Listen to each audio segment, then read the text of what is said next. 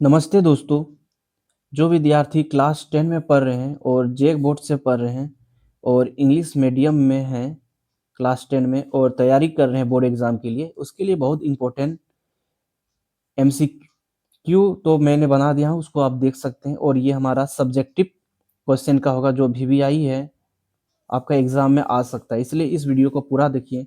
आज मैं साइंस का सब्जेक्टिव वीवीआई का डिस्कस करने वाला हूँ, इसलिए इस वीडियो को पूरा देखिए, जो इंग्लिश मीडियम से झारखंड बोर्ड से हैं। चलिए फर्स्ट क्वेश्चन देखते क्या कर रहा है। What is mean by reflection of light. Reflection of light का मतलब क्या है, क्वेश्चन ये कर रहा है। इसका आंसर किस प्रकार से लिखिएगा। Reflection of light is bending of light when it travel from one medium to another medium.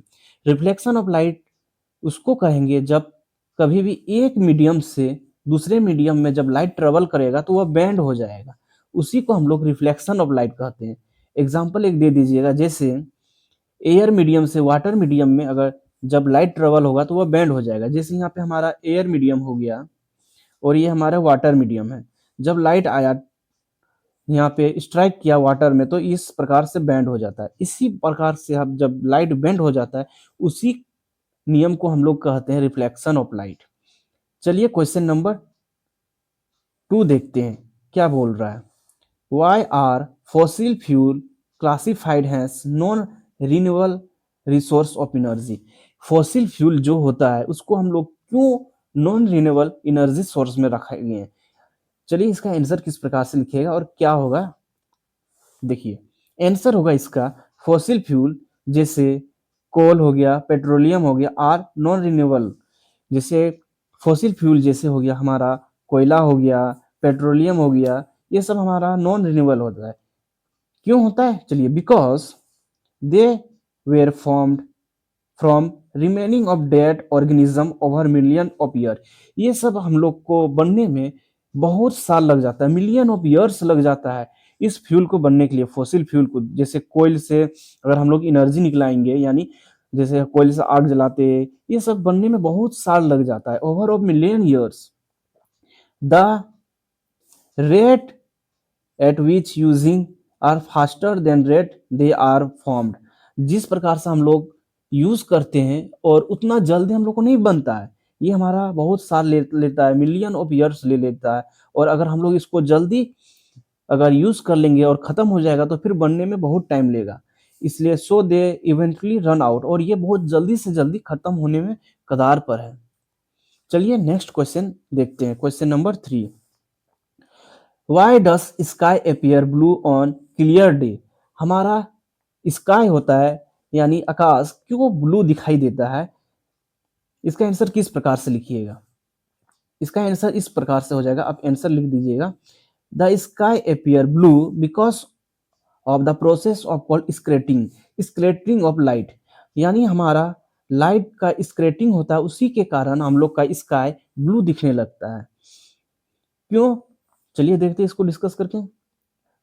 When sunlight enter the earth atmosphere, जब सनलाइट हमारे अर्थ के एटमोस्फियर पर एंटर करता है तब the tiny gas molecules disturb the particles और स्क्रेट the blue light. और tiny molecule particle हमारे इन्वायरमेंट में यानी हमारे एटमोस्फियर में प्रेजेंट है, जो उसको स्क्रेट कर देता है।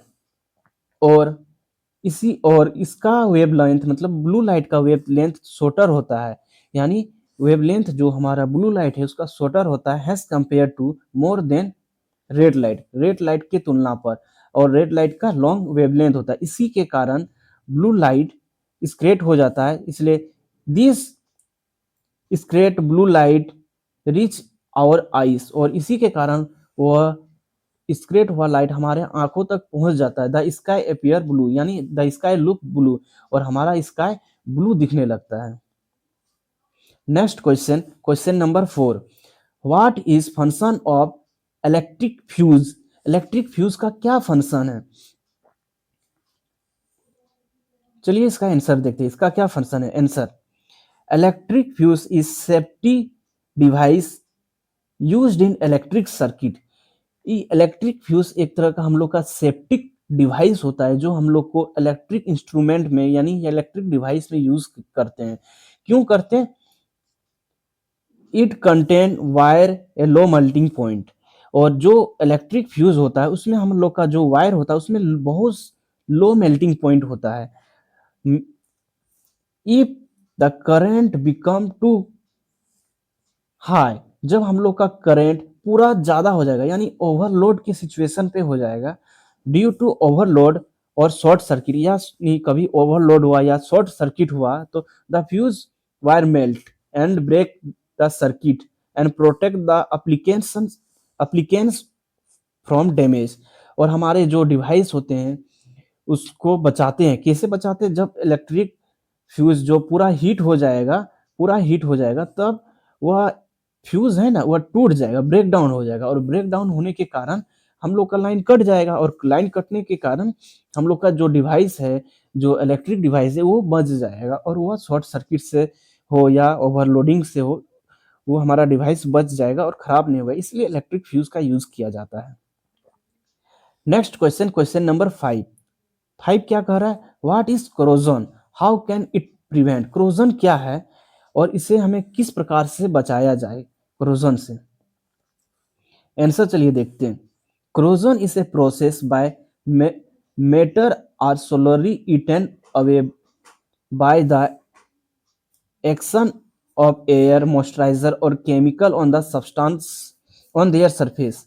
ऑन देयर सरफेस मतलब कोई भी हम लोग का आयरन का रोड हुआ, ये सब में क्या होता है कि हवा के कारण, केमिकल के कारण या नमी के कारण उसमें जंग लगने लगता है, उसी को हम क्रोजन कहते हैं। कॉमनली एक common example is rusting of iron. मतलब एक कॉमन एग्जांपल क्या है? आयरन का रस्टिंग यानी जंग लगना लोहा का। और इसको हम किस प्रकार से बचाएंगे? It can be prevent painting, इसमें हम पेंट कर देंगे या वेलिंग कर देंगे या ग्रीजिंग कर देंगे। इस ये सब करेंगे तो हमारा बच जाएगा। क्या बच जाएगा? रस्ट होने से, मतलब हम लोग का बच जाएगा, मतलब जंग लगने से ये सब बच जाएगा। या आप कर सकते हैं coating with layer of zinc, या जिंक का लेयर हम चढ़ा देते हैं तो इससे भी हम लोग का बच जाएगा जंग लगने से। क्वेश्चन नंबर 6 देखते हैं। क्वेश्चन नंबर 6 क्या कह रहा है? What is combination reaction, give an example. Combination reaction किसे कहते हैं और उसका एग्जांपल एक दिन। चलिए देख लेते हैं इसका आंसर किस प्रकार से लिखिएगा। A combination reaction is a type of chemical reaction where two और more simple substance combine to form single और कॉम्प्लेक्स प्रोडक्ट। यानी कभी भी दो या दो से अधिक सब्सटेंस मिलकर एक सिंगल और कॉम्प्लेक्स सब्सटेंस को फॉर्म करता है और एक प्रोडक्ट बना देता है, उसी को हम लोग कहते हैं कॉम्बिनेशन रिएक्शन। एग्जांपल आप इस प्रकार से दे दीजिएगा। When calcium oxide react with water, जब कैल्शियम ऑक्साइड वाटर के साथ रिएक्शन होता है तो कैल्शियम हाइड्रोक्साइड बना देता है। इस प्रकार से आप एग्जांपल दे दीजिएगा और इस रिएक्शन को इस प्रकार से लिख दीजिएगा, आपका एक नंबर भी नहीं कटने वाला। दोस्तों अगर चैनल को सब्सक्राइब नहीं किए तो सब्सक्राइब करके रख लीजिएगा, क्योंकि आपको इंग्लिश मीडियम में मदद मिलने वाला है सिर्फ इसी चैनल से, इसलिए सब्सक्राइब करके रख लीजिएगा।